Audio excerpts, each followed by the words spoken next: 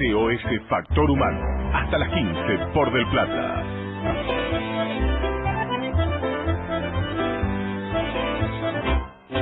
Este es un programa de Activas, Asociación Civil contra la Violencia Vial. Recuerden que pueden encontrarnos en www.activas.org, Activas con doble de corta.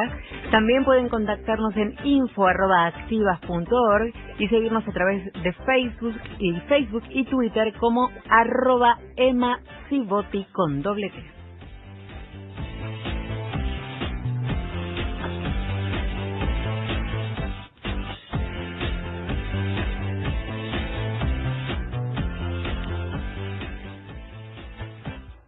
Muy buenas tardes a todos. Bienvenidos a SOS Factor Humano en esta semana especial de festejos por el 205 aniversario de la Revolución de Mayo. Y arrancamos este programa número 12 y hoy tenemos un programa especial, ya que Emma Ciboti se encuentra de viaje trabajando y conociendo las propuestas sobre seguridad vial que se hacen en América. Datos importantes que en los próximos programas vamos a difundir como forma de participación de la sociedad civil, además de presentarles material sobre las acciones que la OEPS, Organización Panamericana de Salud, recibe de los países de Latinoamérica. Todo en los próximos programas. Como siempre, nos acompaña Marta Versás en la locución.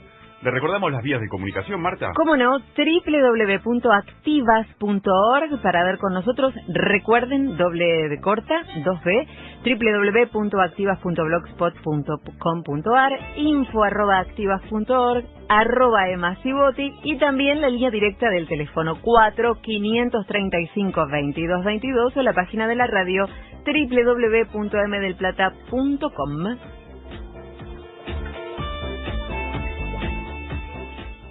Para el SOS de hoy, Factor Humano, tenemos una serie de reportajes que realizó Emma a lo largo de este año, que como tal no dejan de tener vigencia en su calidad informativa. Y como dice Emma Ciboti, Factor Humano es un viaje por más y mejor seguridad vial.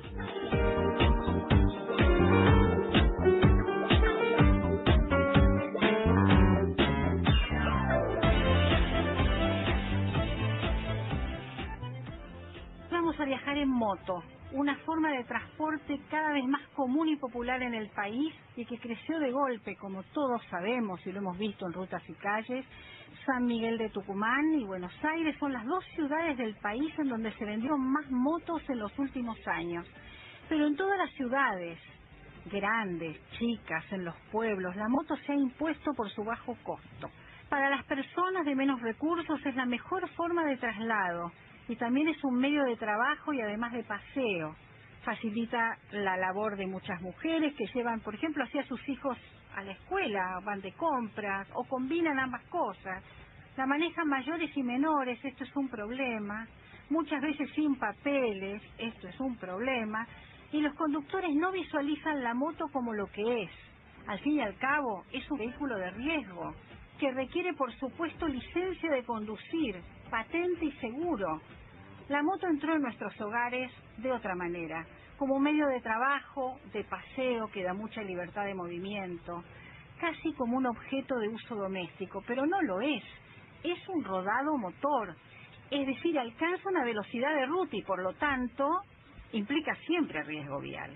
Y por eso hoy le dedicamos nuestro SOS Factor Humano, porque, escuchan bien, son los conductores de moto los más vulnerables, la carrocería es su propio cuerpo, y muchos de ellos no han tomado conciencia aún, no usan casco, ni chalecos reflectivos, no tienen el mínimo equipamiento, y además es el grupo de usuarios de la vía que representa el mayor número de lesionados en los hechos de tránsito. De todo esto vamos a estar hablando a continuación. Emma Ciboti habla con los protagonistas. Emma Ciboti conduce SOS Factor Humano. SOS Factor Humano. Por Del Plata. Domingo Tangueros y los hay para hablar con un amigo, un especialista en seguridad vial, me refiero a Jorge Rubino, especialista en motos, que además trabaja en estos momentos justamente en la Agencia Nacional de Seguridad Vial, que depende del Ministerio del Interior y Transporte. Jorge es un especialista desde hace muchos años y además es conductor de moto. De manera que a él le vamos a preguntar, no solamente por la teoría, sino además por la práctica. Jorge. Me resulta más cómodo que me digan Yuyo. Te vamos a decir Yuyo. Después de esta introducción, pasás a ser Yuyo directamente. Yuyo, vos sos conductor, avisado conductor. Hace muchos años que estás arriba de una moto de alta cilindrada. De hecho, viniste hoy a la radio en moto. Vos vivís arriba de la moto, digamos. Es tu medio usual, ¿verdad? Sí, es mi único medio de transporte. Es tu único medio de transporte. Como primera cuestión, si le tuvieras que decir al conductor joven, al que recién está iniciándose en esta experiencia tan particular que es el conductor de moto, ¿qué le dirías en cuanto a las prácticas mejores que tiene que usar en rutas o calles? Lo primero que le diría es que hay un concepto erróneo de creer que manejar una moto es muy fácil, y eso está extendido en toda la sociedad y también le pasa a los motociclistas. Creer que es sencillo, uno se sube a la moto después de haberse bajado una bicicleta y es más o menos igual, solo aprende un par de cosas. La moto es mucho más difícil de manejar que un auto, aunque parezca lo contrario. Cuando llegue el momento de frenarla o de doblar es mucho más complicado, y entonces lo primero que diría es aprender. No sirve ir a un centro emisor de licencias, llevarse la licencia de conducir sin dar un examen, sin tener un curso, porque cuando empieza a desarrollar velocidad y llegue el momento de frenar, seguramente va a tener problemas. En general, el motociclista, yo la experiencia que tengo después de muchos años de dar cursos, ¿no? He dado cursos a miles de personas, en general creen que cuando tienen un siniestro la culpa es del otro, no se dan cuenta que ellos podrían haber actuado distinto, ¿no? Entonces, lo primero es aprender. ¿Vos dirías que hay reflejos diferentes entre el conductor de moto y el de auto, camión, digamos, el de 4 ruedas? Sí, no sé si son reflejos, son distintas formas de conducir. Ajá. Es bastante distinto, y una de las cosas que ocurre es que no hay una comprensión entre unos y otros. O sea, eso es algo que tenemos que corregir cuando damos cursos, que el automovilista sepa por qué el motociclista hace ciertas cosas en lugar de enojarse, y que el motociclista también sepa por qué el automovilista no lo vio o lo agredió a veces. Muchas veces somos golpeados por los autos, y a veces los autos no nos han visto, otras veces lo hacen a propósito, ¿no? Decime, y ese ir en zigzag que uno observa desgraciadamente demasiado en las calles de las ciudades, en las motos, ¿es porque es fácil ir en zigzag, porque les parece que así aceleran y evitan, digamos, el caos del tránsito? La práctica esa está tan extendida y es una mala práctica. Es una mala práctica, y yo creo que está muy extendida por las condiciones de trabajo de un sector muy importante, que es el de los mensajeros y chicos que hacen entregas a domicilio, delivery. Sus condiciones de trabajo son muy exigentes, no hay leyes que los protejan todavía. Si la hay, por ejemplo, lo hay en la ciudad de Buenos Aires, una ley de mensajería que nunca fue reglamentada, es una ley de 2008, todavía no ha sido reglamentada. Entonces, son muy exigidos, cobran de acuerdo a la cantidad de viajes que hacen. Los obligan a ir rápido, entonces. Los obligan a ir rápido, y en la moto es muy fácil hacer eso del zigzag, hasta Claro. que uno se cae, ¿no? Esa práctica de los motociclistas que son profesionales de la moto, que en realidad son un porcentaje bajo, pero como están muchas horas, son los que todo el día vemos. Claro. El motociclista común está 1 hora y media arriba de la moto por día, o 2 horas, va y vuelve al trabajo.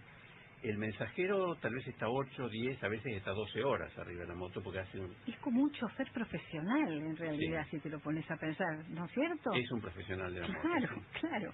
Y no está protegido por la ley, y su comportamiento de alguna manera lleva a que los demás nos comportemos parecidos. O sea, cuando uno está entre dos filas de autos y trata de mantenerse más o menos prudentemente y tiene una cola de mensajeros atrás tocando bocina porque están apurados, bueno, uno no le queda más remedio que hacer lo mismo, ¿no? Claro, claro. Entonces, el cambio de las condiciones de trabajo sería muy importante para cambiar Para esta este metodología sector, de trabajo. claro, ¿no? para este gran sector. Y decime, yo sé, porque lo sé, al verte llegar, que vos venís con una cantidad de equipamiento que en general uno no ve Habrás visto, en el chofer. habrás sentido de el moto. calor que hace hoy, pero llegué Exacto, por con ejemplo. botas, con guantes, Exacto, con campera. campera y por supuesto el casco, ¿no? Exacto. Sí, en la moto no hay protecciones más que las que uno se ponga encima. Entonces la protección Son dos. Una, no tener el siniestro, y la otra, todo lo que uno lleva encima. ¿Y qué sería, digamos, si hay que describirlo? El casco es lo más importante. Ajá. Porque en general uno se puede romper muchos huesos y repararlos o quedar mal sin reparación, pero cuando se rompe la cabeza no hay arreglo. Entonces Exacto. el casco es lo más importante, que tiene que ser de buena calidad. Nuestras leyes son muy permisivas, o sea, hay cascos de muy mala calidad que están homologados, es una pena. Estamos trabajando en eso, para modificar esas leyes. Pero además uno se cae. Lo primero que uno apoya por instinto son los pies. Son muy delicados los huesos del pie, son chiquitos, uno se rompe en general los huesos del tobillo. Entonces es fundamental tener un calzado que protege el tobillo. Lo mejor es la bota. Claro. Yo las uso hasta en verano. Fíjate. Pero así tengo problemas con los pies. Claro. Pero lo mejor es usar bota, porque si no uno se rompe esos huesos. Siguen los guantes. Los guantes con protecciones, para que se gaste el guante cuando uno cae, en lugar de gastarse uno. ¿Sí? Yo tengo muchos guantes gastados. Son de cuero, son muy fuertes, ¿no? En general sí, hay distintos materiales. Ajá. Pero en general sobre los nudillos, claro, tiene una protección dura, que puede ser de Kevlar, de plástico, en fin. Pero bueno, yo no los traje hoy, además esto no es televisión, pero podría mostrarte los gastados que están de las veces que me he caído, ¿no? Bueno, y las camperas tienen protecciones en los hombros, en los codos, en la espalda. También hay pantalones con protecciones en las rodillas. Hay distintos tipos de protección. Es muy caro, es muy difícil exigirlo, por eso la ley solo exige el casco. Pero es recomendable usarlo más que uno pueda, ¿no? Y de noche además hay que usar una vestimenta que tenga alguna... De noche sí, es prudente usar algún reflectivo. Exactamente, ¿no? La ley establece que el reflectivo en el casco es obligatorio. No entendemos por qué no se está cumpliendo. O sea, la homologación del casco debería incluir que tenga 3 reflectivos y no los tiene. Pero también en la ropa. También han salido leyes o decretos tratando de imponernos el uso de un chaleco reflectivo. Eso es una medida que para motos lentas puede servir. Para las rápidas, para el delivery no. El delivery puede ser un chaleco porque va despacio. Ajá. Pero cuando una moto es un poco más rápida, el chaleco es un problema. Yo te voy a preguntar ahora justamente lo que está sucediendo con ese tipo de cuestiones. Motociclista de hace muchos años, lo que te lo pregunto más que como funcionario, te lo pregunto como usuario de moto. ¿Estás de acuerdo con esta discusión que se entabló entre ponerle tanto al casco como al chaleco reflector el número de inscripción de patente de cada uno de los motos en el chofer? ¿Estás de acuerdo en que eso se realiza? Sé que en Colombia se ha usado durante 10 años y la reglamentación cayó porque no sirvió. Entonces yo te pregunto, ¿qué pasaría acá en la Argentina? Sí, te tengo que contestar como usuario, porque la Agencia Nacional no tiene una posición tomada respecto de esto. En todo caso, la Agencia Nacional lo que ha dicho es que no se le pueden pegar ciertas cosas al casco porque le causan daño a la protección. Pero no ha tomado una posición en cuanto a esto. Como usuario, yo formo parte de un grupo que se llama Motociclistas Autoconvocados y luchamos contra esto, porque pensamos que hemos sido estigmatizados por cierto sector de la prensa y por esa estigmatización nos quieren poner un número que de alguna manera nos marca como posibles delincuentes. ¿Por qué no le ponen un chaleco a los peatones también con su número de DNI? Cuando en realidad hay cantidad de peatones que son delincuentes. Por ejemplo, si alguna vez has viajado en colectivo, sabrás que te pueden robar la cartera, la billetera, y no están en moto los que te roban. En el tren, en el subte, en la calle. Claro que sí. Hay mucho más que ladrones en moto. Y los motociclistas somos la primera víctima de ese que llaman motochorro. Porque ellos en general trabajan con, si se puede llamar trabajo, con motos robadas, que nos han robado a nosotros. Ah, ¿sí? Claro.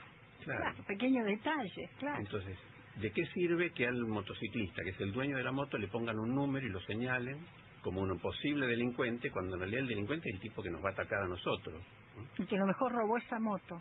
Y está usando ese número y se lleva el chaleco y el problema lo va a tener el dueño, ¿no? Perfecto. Ese es el key de la cuestión para ustedes, ¿no? Esa segunda parte es que es inútil la medida. Por eso en Colombia se abandonó. La primera parte es que nos estigmatiza, o sea, nos marca como posibles delincuentes, y eso genera una reacción de la sociedad. O sea, cuando más la prensa señaló el tema de los delincuentes en moto, uno paraba en la moto en un semáforo y todos los automovilistas subían los vidrios y ponían los seguros, ¿no? Claro. Ahora tal vez pasa menos porque la prensa ha abandonado un poco ese tema. Claro. Pero esta estigmatización termina en que algún automovilista te choca porque tiene miedo que seas un ladrón. Yo me he parado a ayudar a una persona que no sabía cruzar la calle y la mujer salió corriendo. Se asustó de vos, Yuyo. Claro, viniendo en moto. Un policía sacó el arma y corrió hacia mí porque estaba ayudando a una vieja a cruzar la calle. Claro. O sea, ven un tipo con casco y suponen que es un delincuente. Claro, no.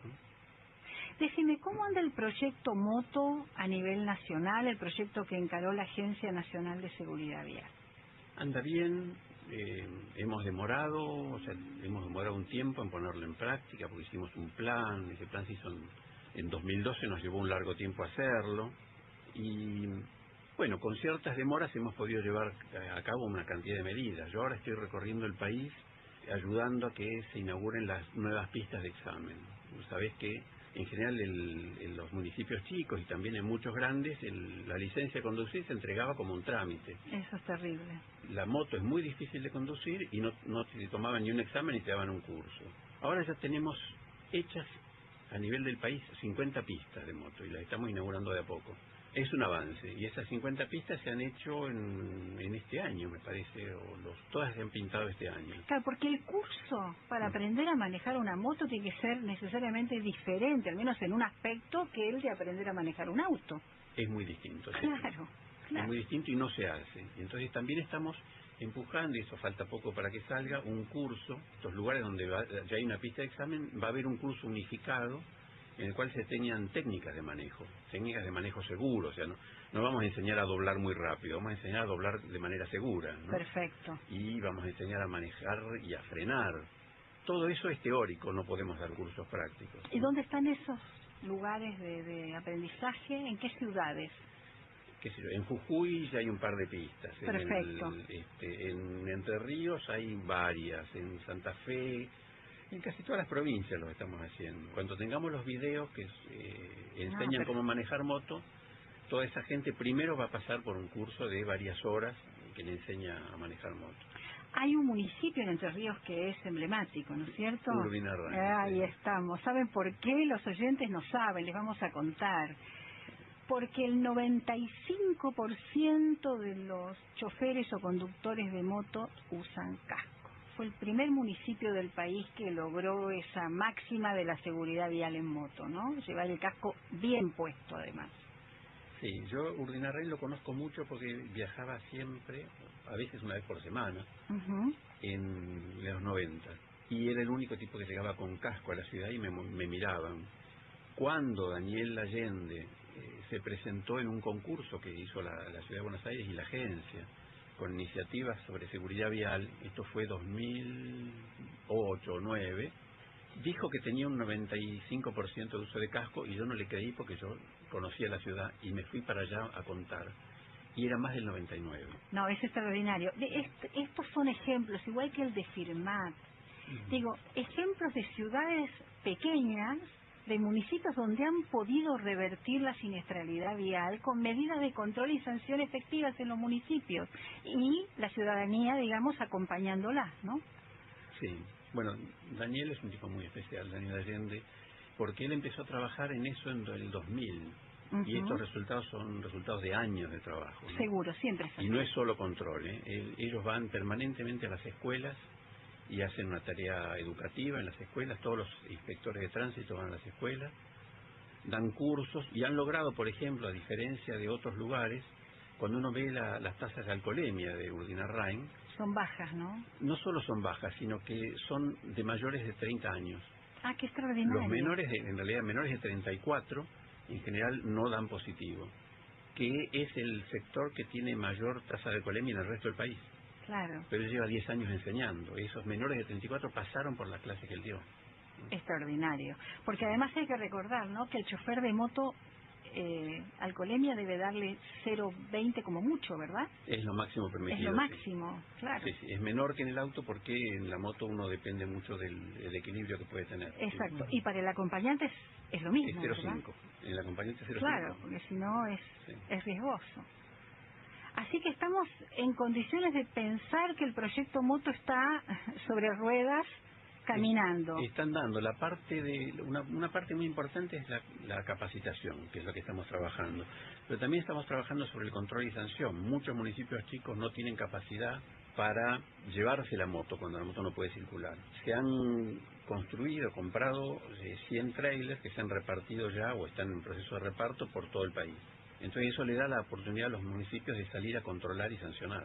Jorge, Radio Nacional, el 82, Canal 7, la televisión pública, junto a todas las emisoras que integran la cadena nacional de radio y televisión de todo el país y el servicio internacional RAE, Radiodifusión Argentina al Exterior, con motivo de realizarse el traslado del sable del Libertador Don José de San Martín desde el Regimiento de Granaderos a Caballos hasta el Museo Histórico Nacional en el marco de la semana conmemorativa por la Revolución de Mayo. Allí está haciendo su ingreso el sable corvo del Libertador, el general Don José de San Martín, y vemos en su ingreso el acompañamiento de distintas escuelas que se han acercado hacia las inmediaciones de este Museo Histórico Nacional, escuelas primarias y secundarias de la provincia de Buenos Aires, provenientes de San Miguel, San Martín, General Rodríguez, Avellaneda, José C. Paz, Moreno, también alumnos de los colegios de los barrios de Lugano, La Boca, Zabaleta, Belgrano, abanderados y escoltas, que hoy son protagonistas junto a todo el pueblo de esta jornada histórica en la que el sable corvo de San Martín vuelve nuevamente al Museo Histórico Nacional, y es la presidenta de todos los argentinos quien recibirá este sable y acompañará justamente el trayecto donde permanecerá alojado bajo la custodia de los granaderos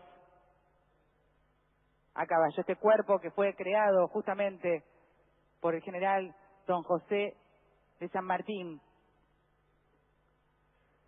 Una jornada que vivimos con la emoción propia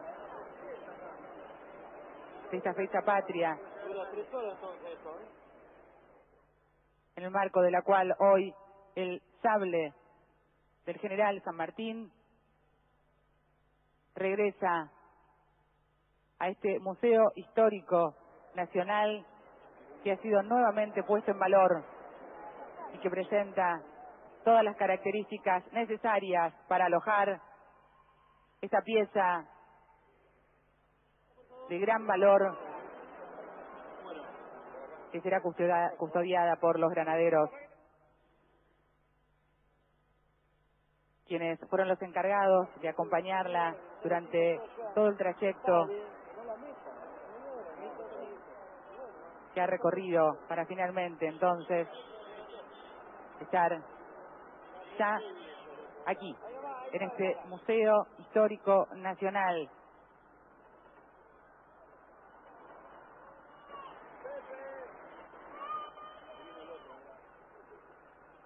Gracias a la disposición que ha realizado la jefa de Estado a través del decreto 843/2015, publicado días pasados en el Boletín Oficial, el traslado del sable corvo del Libertador al Museo Histórico Nacional.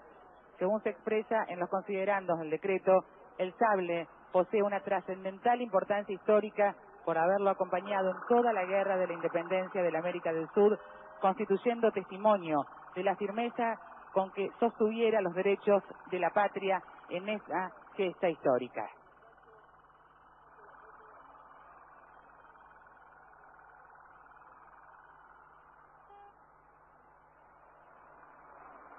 San Martín, en su testamento fechado en París el 23 de enero de 1844, dispuso: el sable que me ha acompañado en toda la guerra de la independencia de la América del Sur le será entregado al general de la República Argentina, don Juan Manuel de Rosas, como prueba de satisfacción que como argentino he tenido al ver la firmeza con que ha sostenido el honor de la República contra las injustas pretensiones de los extranjeros que trataban de humillarla. Allí la presidenta en representación de todo el pueblo argentino, acompaña entonces este histórico traslado del sable corvo de San Martín hacia el interior de este Museo Histórico Nacional.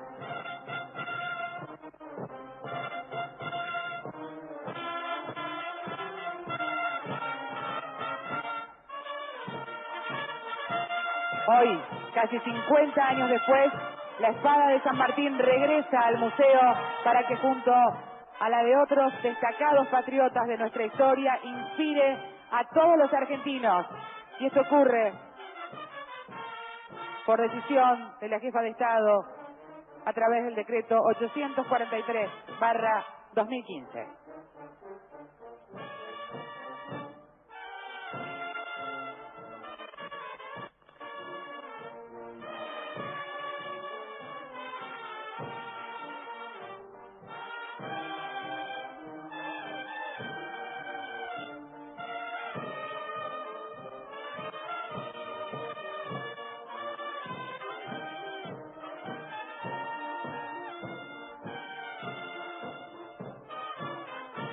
La jefa de Estado se dirige en estos momentos a la sala de sables, donde será depositado el sable corvo que quedará en custodia de los granaderos.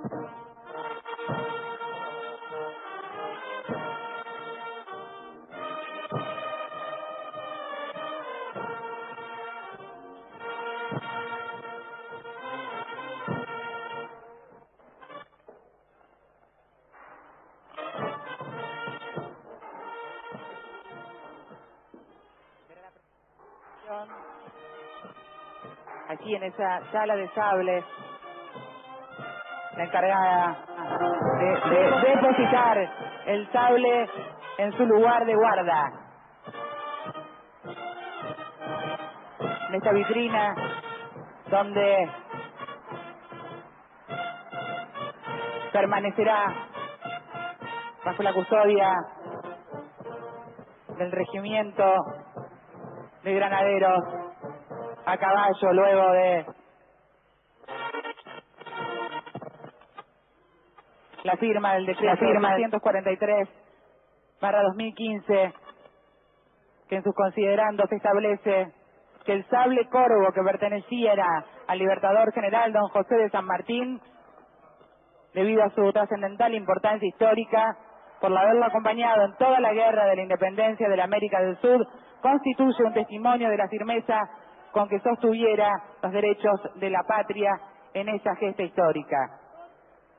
La presidenta entonces, finalmente ya ha colocado este sable en la vitrina que ahora permanecerá en custodia de los granaderos. Así entonces, la jefa de Estado entrega la llave.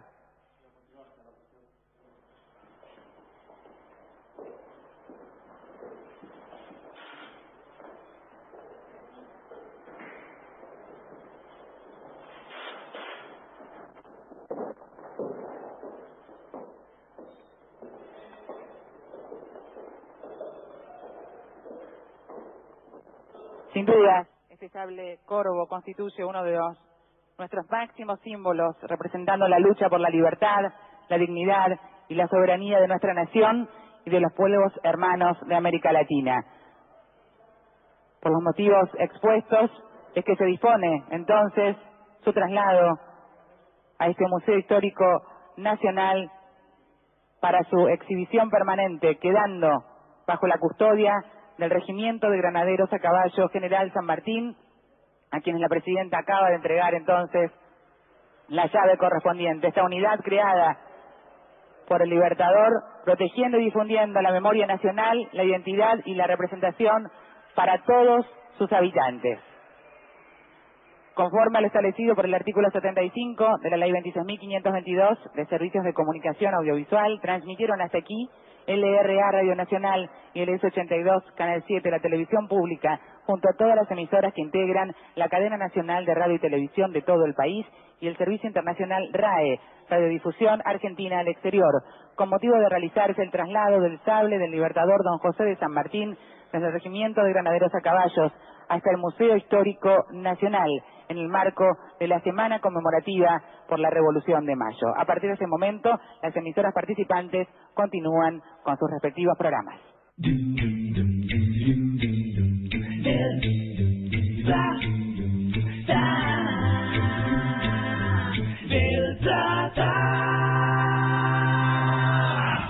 Transmitiendo en el día del operador técnico de radio. El 90% de los hechos de tránsito están relacionados con el factor humano. Entrevistas en SOS Factor Humano. Comienzo de espacio publicitario. Recupere el entusiasmo de la juventud y olvídese de las dolencias crónicas, asma, artrosis, pérdida de memoria, estrés. Mejore su estado general. Más de 35 años nos avalan. Fundación FETERE, www.fetere.com.ar, 4384-1055, 4384-1055. Entrevista médica sin cargo.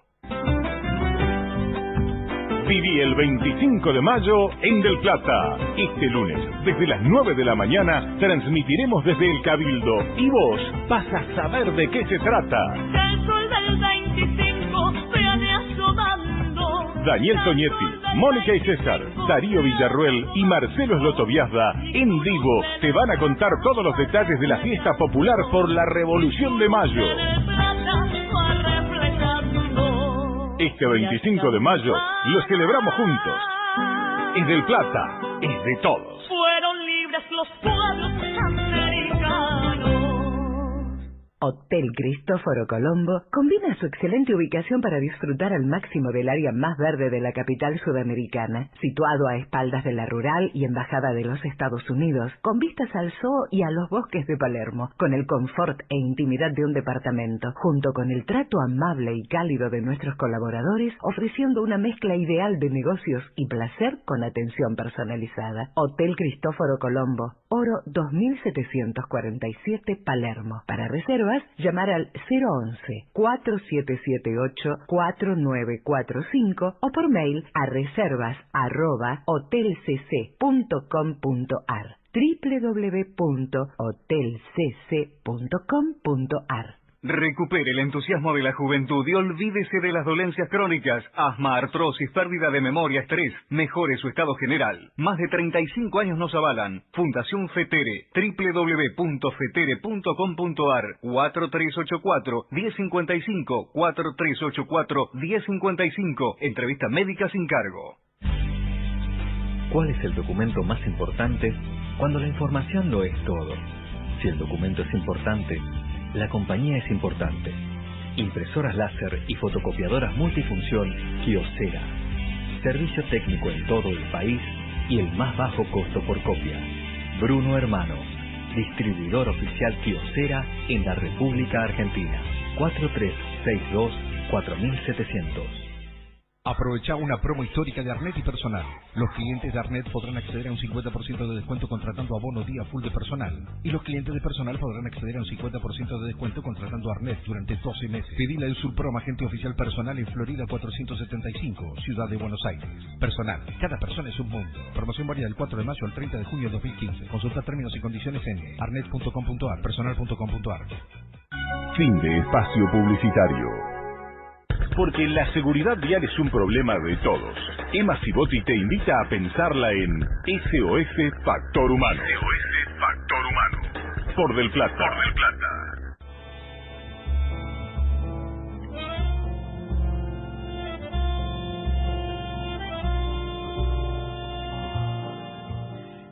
Vamos a presentar al doctor Juan Manuel García Blanco, es abogado. Fue intendente de Olavarría, fue legislador, diputado en Buenos Aires, pero sobre todo es una referencia nacional porque fue el creador del Sistema Nacional de Antecedentes de Tránsito de la Agencia Nacional de Seguridad Vial, que depende del Ministerio del Interior y Transporte. Si queremos entender cómo funciona la Licencia Nacional de Conducir, el Sistema Nacional de Antecedentes de Tránsito, el Sistema Nacional de Infracciones, la referencia obligada es el doctor Juan Manuel García Blanco. ¿Qué tal, Juan Manuel? ¿Cómo estás? ¿Cómo estás, Emma? Un gusto realmente acompañarte. Muchísimas gracias por haber aceptado esta invitación. A ver, si quisiéramos hacer un poco de historia, porque vos además, como sos un hacedor, protagonista, tenés la historia, digamos, en la piel, podés contar lo que pasaba en la Argentina antes de la Ley Nacional de Seguridad Vial y lo que está sucediendo ahora. Antes que nada quiero aclararte, no creo bajo ningún punto de vista ser la persona más idónea para hablar del tema. Sí, por pedido de Felipe Rodríguez Larraín, el director ejecutivo de la Agencia Nacional de Seguridad Vial, y del ministro Randazzo, me puse con la tarea de coordinar con todas las provincias la instrumentación del Registro Nacional de Antecedentes y el Certificado Nacional de Antecedentes, que es una condición previa para la Licencia Nacional de Conducir. Es decir, articulaste para que el sistema finalmente funcione. Sobre todo porque no podía ser en papel. Claro. Un registro nacional, como era antes, en el cual la cantidad de datos que llegaban era mínimo, pero con el impulso de la licencia nacional, imagínate que simplemente a nivel certificados nacionales se llevan implementados casi 10 millones de certificados de antecedentes. Nunca esto se podía hacer el soporte papel, ni tampoco la carga de antecedentes por parte de las distintas jurisdicciones del país. Había que hacerlo por vía informática, y esto requirió armar un equipo, coordinar con las provincias, con los municipios, que los idiomas sean los mismos, que se puedan ser amigables, claro, de fácil acceso. Pero volviendo al tema principal, que es la génesis de todo esto, ¿cuál fue el pasado de la seguridad vial en la Argentina? ¿Cuál es el presente? ¿Y cómo visualizamos el futuro? A ver. En primer lugar, no hay que obviar que hasta el año 94 los esfuerzos eran totalmente individuales. Me acuerdo que cuando me tocó ser intendente, el que manejaba el tema de la licencia para viajar al exterior era el Automóvil Club Argentino. Claro, exacto. Y si haces memoria, también la única pista para aprendizaje la tenía el Automóvil Club Argentino. Así que yo firmé un convenio con ellos, yo los llevé a la barría, pagamos los colectivos para que lleven a todos los chicos a la exposición rural donde montamos esa pista, y fue ese mi primer acercamiento al tema de la seguridad vial en mi responsabilidad como intendente, de que los chicos se adentraran en el tema, pudieran conocer las normativas, pero la realidad es que esa ley del año 94, la 24449, fue una ley que la escribieron los legisladores, la votaron, los gobernadores la apoyaban, pero cada provincia y cada municipio siguió con su historia. O sea, con su propia normativa. Con su propia normativa. Y además, independientemente que alguno adhiriera o no, no había una autoridad nacional de aplicación. Exacto. Entonces no había quien coordinara todo esto. Y no dejaba de ser un intento, casi yo te diría una letra muerta, esa ley. Una buena ley. Una buena que fue ley. tomada en el año 2005 y luego en el 2007 por todos los gobernadores del país, por el presidente de ese momento, Néstor Kirchner, cuando firmaron el Pacto Federal para la Seguridad Vial. Que ese pacto, yo te diría, es la clave de poder entender lo que vino después y te diría lo que vendrá en el futuro. Es decir, es fundacional en la historia vial. Para mí es fundacional en la seguridad vial, porque todo ese trabajo que ha hecho el Consejo Federal de Seguridad Vial con sus representantes de cada una de las provincias, volcado en la experiencia de la ley anterior, lo que todos veían es que esto no traccionaba, que no bajaba a las instituciones, que no bajaba a funcionar efectivamente. Es decir, que no bajaba además a los municipios, ¿verdad? Que no bajaba a los municipios, fundamentalmente a los municipios, que cualquiera y en cualquier plataforma de cualquier país federal está lo que se llama la descentralización. Exacto. A los municipios, que es la institución más cercana al ciudadano. Entonces, si esto no era obligatorio para los municipios, cada uno hacía lo que quería, más allá de las buenas intenciones. Seguro. Entonces, la ley era letra muerta. La mortalidad era de más de 6.000 personas por año y realmente era endémica. Era la cuarta causa de muerte en la República Argentina. Entonces, el presidente Kirchner con los gobernadores firmaron un compromiso de la necesidad de que se impulsara esa ley nacional y que se asumieran un montón de compromisos. Entre ellos, los que vos nombraste hoy, la licencia nacional de conducir, el sistema nacional de antecedentes, el sistema nacional de infracciones, el observatorio vial, muy importante para la planificación de las políticas en materia de seguridad vial. Y para estadísticas rigurosas. Rigurosas, exactamente, y válidas.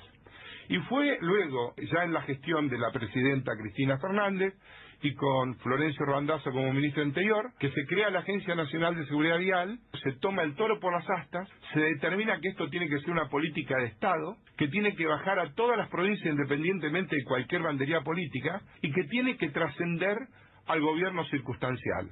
¿Estamos hablando de qué año? 2008, mes de febrero. Perfecto. Y a partir de ahí se crea la Agencia Nacional de Seguridad Vial, lo nombran a Felipe Rodríguez Lagen, un hombre con una vasta experiencia en articulación con los municipios, ya que fue subsecretario de Asuntos Municipales de la provincia de Buenos Aires, fue también secretario de Reforma del Estado, además, un hombre con mucha experiencia para poder articular con las distintas provincias. Y me consta, porque lo viví, que Florencio, en cada uno de sus viajes, a cada una de las provincias, ponía como primer tema, como política de Estado, entre el gobierno nacional y el gobierno provincial, que se discutiera la agenda de la seguridad vial en la ejecución de las políticas provinciales. Perfecto. Y después venía la agencia a cumplir con ese rol de instrumentar cada una de las herramientas que se requerían, desde la licencia nacional, bajando a los municipios, hasta el sistema de antecedentes, el sistema de infracciones, el sistema de puntos, el scoring, que en otros países ha funcionado y funciona muy bien, y un montón de otros elementos, entre ellos la implementación del arresto para los que conducen alcoholizados, está previsto en el Pacto Federal. Y los gobernadores asumían el compromiso de que esto se iba a hacer efectivo en cada una de las provincias. Sin embargo, cuando el tren se puso en marcha, como pasó siempre, en cada una de las estaciones donde paraba, te contestaban en muchos lugares que sí, y además estaba el acompañamiento del representante de la provincia, del Consejo Federal, que han sido unos verdaderos gladiadores en la lucha para imponer en la provincia esa política, la decisión del gobernador de acompañar y de impulsar en su provincia, pero después había que convencer a los legisladores, había que convencer a los intendentes y por último a los concejales, porque aunque parezca mentira, por supuesto, el trámite era primero una ley provincial de adhesión y luego, más allá de la buena voluntad del gobernador y del intendente, que esto sea instrumentado a través de una ordenanza municipal de adhesión y luego el decreto respectivo y el convenio firmado con la agencia. Y todo eso llevó muchísimo tiempo. Y todavía lleva tiempo. Y todavía lleva. Ahí es remar y remar y remar. Y hay muchas cosas que todavía no se han logrado implementar, más allá de la excelente y de todo lo que se avanzó en materia de licencia, en materia de antecedentes, en materia del observatorio de seguridad vial, en donde todas las provincias se pusieron a tono, empezaron a mandar el formulario con toda la información respectiva. Todo esto ha funcionado y ha funcionado bien. Pero yo te diría, si vos me preguntás cuál es el orden, a lo que más impulso le dieron fue a la licencia nacional, en la gran mayoría de las provincias. El tema de antecedentes ya era un poco más reticente, pues se comprometían a cargar los antecedentes, pero vos pensás, por la propia ley y por el Pacto Federal dice que la jurisdicción de policía y de juzgamiento lo retienen las distintas jurisdicciones, provincia y municipio. Por lo tanto, cada hecho que se produce, digamos una infracción, un acta y demás, el juzgado de faltas municipal o provincial lo tiene que cargar en el registro provincial de antecedentes. Y ellos son los que le cargan luego al registro nacional de antecedentes.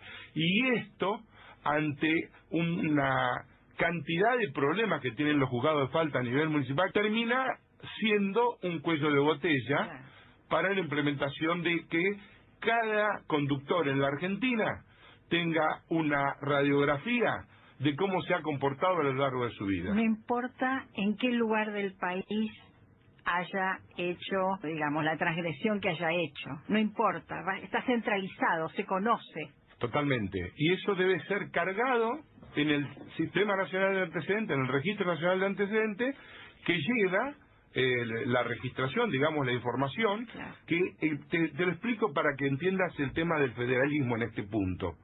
El que carga el dato es la jurisdicción. El dueño del dato es la jurisdicción. La es el juez. jurisdicción acá es el municipio. Es el municipio o la provincia donde hay jueces provinciales. Ah, perfecto. Le falta la provincia de Buenos Aires, sobre las rutas nacionales y provinciales, tiene 5 juzgados de falta provinciales. Entonces, ellos cargan en el registro único de infractores, que es el RUIT. Y el RUIT nos pasa la información a la Agencia Nacional de Seguridad Vial, al RENAT, al Registro Nacional de Antecedentes de Tránsito. Perfecto. Lo mismo pasa con CADA y lo mismo pasa con la gran mayoría de las provincias.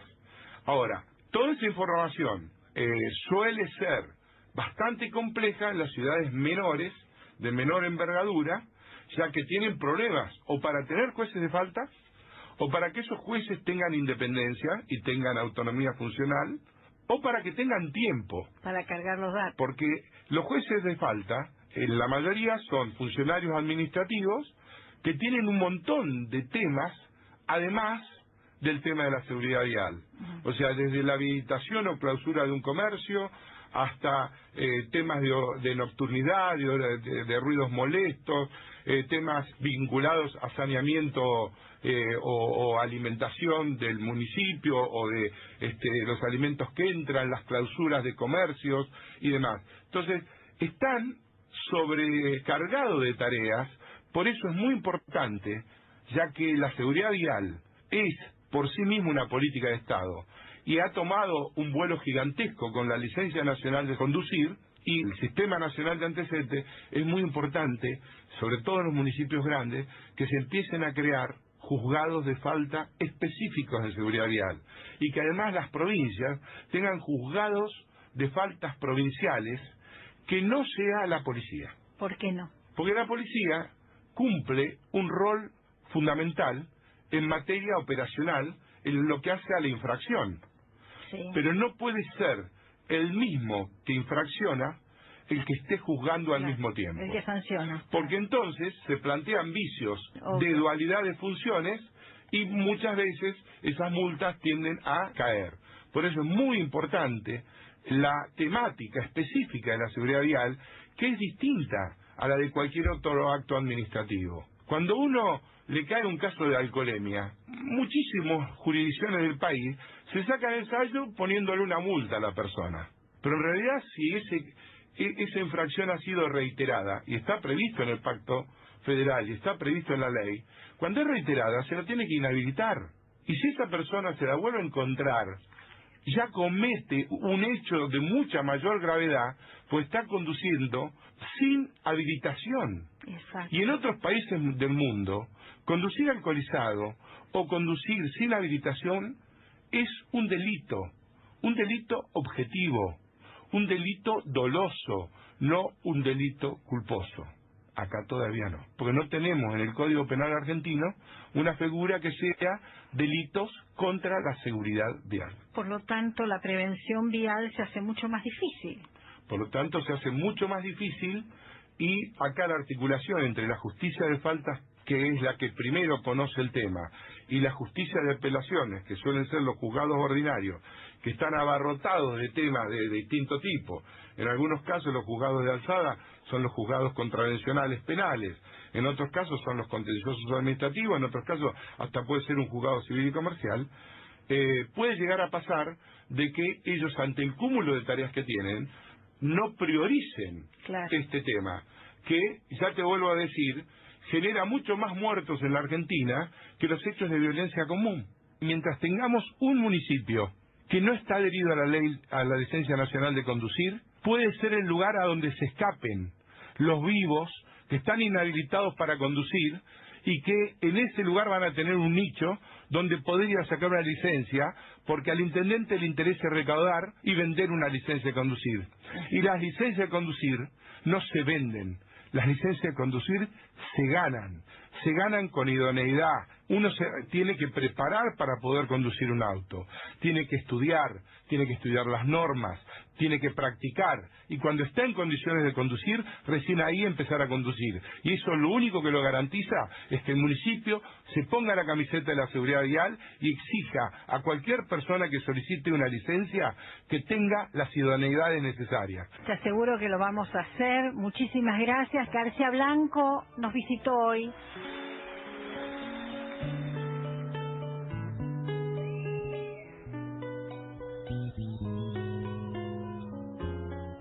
Y así continuamos en este programa especial de SOS Factor Humano. Acá tengo a mi lado a Marta. Las vías de comunicación, Marta, recordamos a los oyentes. Dan con nosotros en www.activas.org. Recuerden que nuestro Activas va con doble recorta.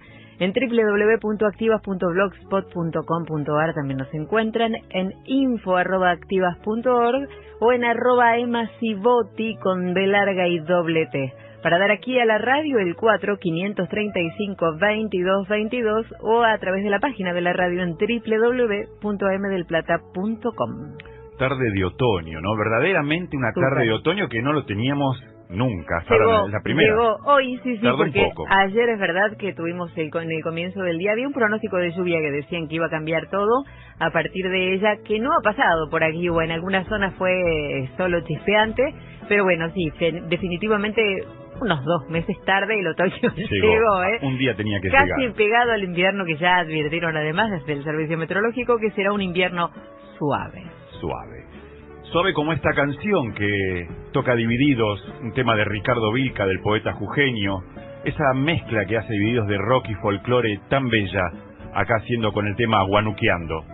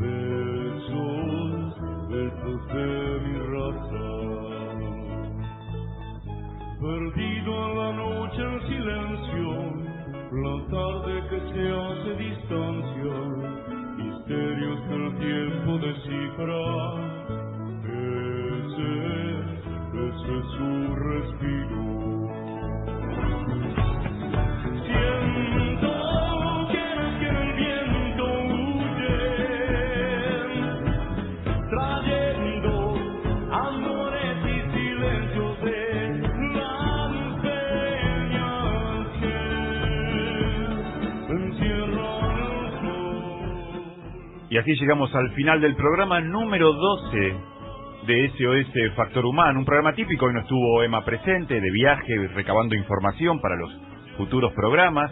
También nos atravesó la cadena nacional. Así fue, la llegada del sable finalmente a su lugar. Del General San Martín. Quienes hicimos hoy SOS Factor Humano en la operación técnica en su día. Felicitaciones, Héctor Viveros, un abrazo grande. En la locución, mi compañera Marta Versace. Hasta el próximo domingo, Andrés. Hasta el próximo domingo. La producción estuvo a cargo de Diana de Glagui, Julia Agres y Beatriz Capese, quien también estuvo editando todo este material que escuchamos hoy. Mi nombre es Andrés Mercury. Nos vamos a reencontrar el próximo domingo en esto que se llama SOS Factor Humano. Gracias. La tarde que se hace distancia, misterios del tiempo descifrar. Ese es su respiro. Viento, quiera que el viento huye, trayendo amores y silencios de... Algo que nos importa a todos, nos involucra a todos. SOS Factor Humano, por Del Plata.